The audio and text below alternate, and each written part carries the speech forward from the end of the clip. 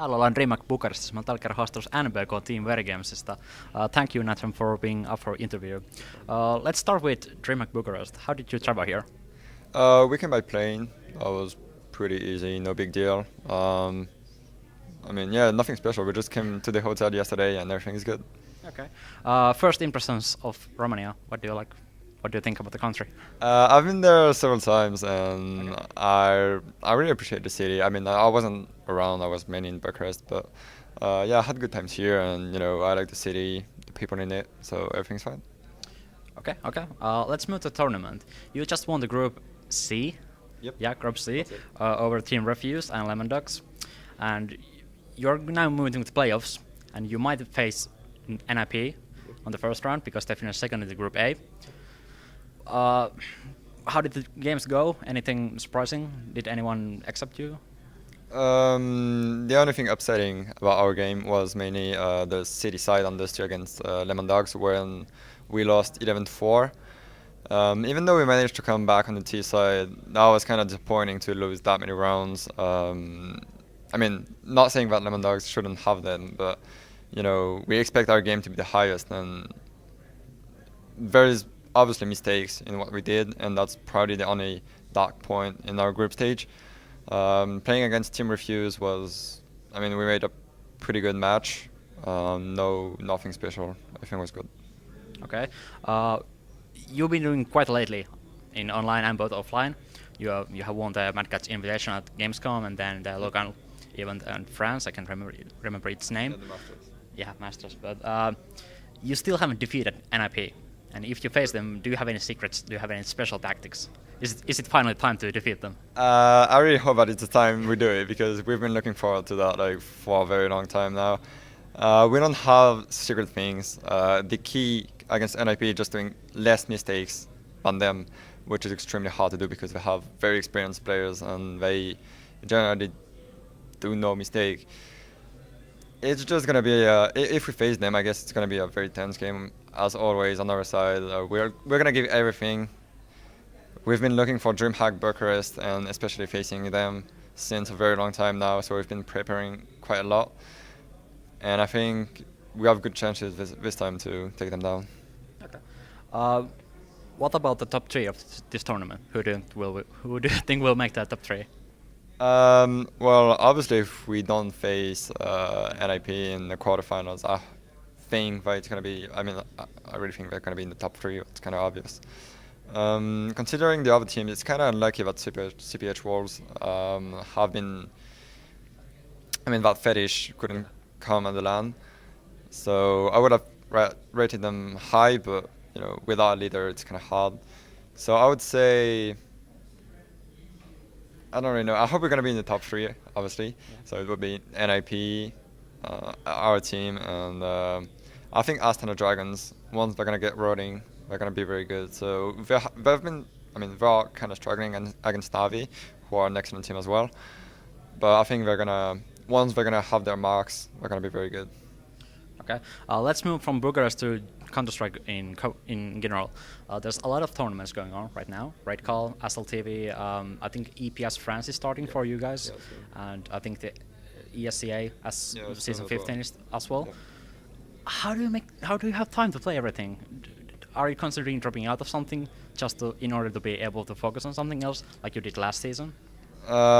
Basically, what we're doing since the last 2 weeks has pretty much been the same.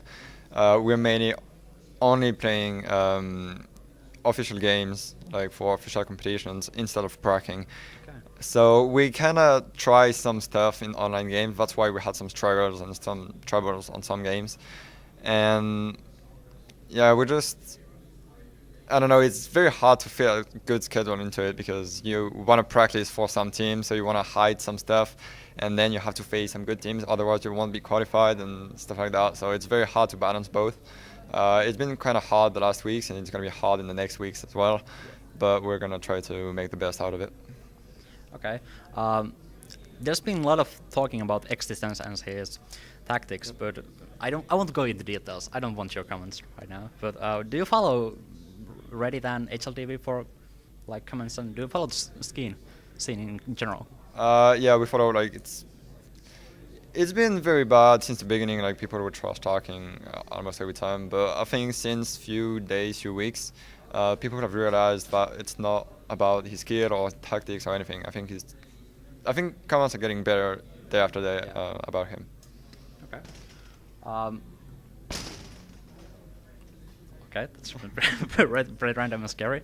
But what do you think about the like top three teams right now? You, NIP, and then who? I don't know. I think Astana Dragons have been. I mean, they've been camping since a few weeks now, maybe a month, and they're gonna keep doing it. So they're obviously gonna become extremely good because you're obliged to be good when you're playing every single night with your team like next to each other. So they're gonna be definitely an excellent team. There are also teams like Lemon Dogs, Fnatic, who can surprise, obviously, and CPH Wolves. I mean, there are so many teams that I couldn't name them all, but I think it's gonna be set up for quite a while, just so teams can practice and get better and better. And once everyone will be very ready, it's gonna be intense game. Like for the top 5, 10 in Europe, it's gonna be crazy. Okay, I got a few short questions before we close out this interview. What would you consider to be the top three players in general right now? I would say about Forest and Get Right both have their moments of awesomeness, and they just carry games. Like you don't even know how, but they do it. For the last player, I think Scream is in a very good shape at the moment. He's really outplaying everyone and out-aiming everyone. So I think he's got his place in the top 3. So I would probably be like, I don't know, Forest first, maybe Forest consistent. And then, I don't know, tied, I would put Get Right and Scream. Okay. You used to play AVP in Source, but in CSGO you haven't been using it that much. Sure. So who would you consider top 3 AVPers in CSGO right now? The top 3, I would put I don't really know another, but Markelov is very good with the sniper. He's been proving it quite a lot and changing games with it. There's also Schmitt, obviously. I think he really makes a difference since he changed to out in our games. Yeah. And for the third one, I don't know. It's quite hard to answer.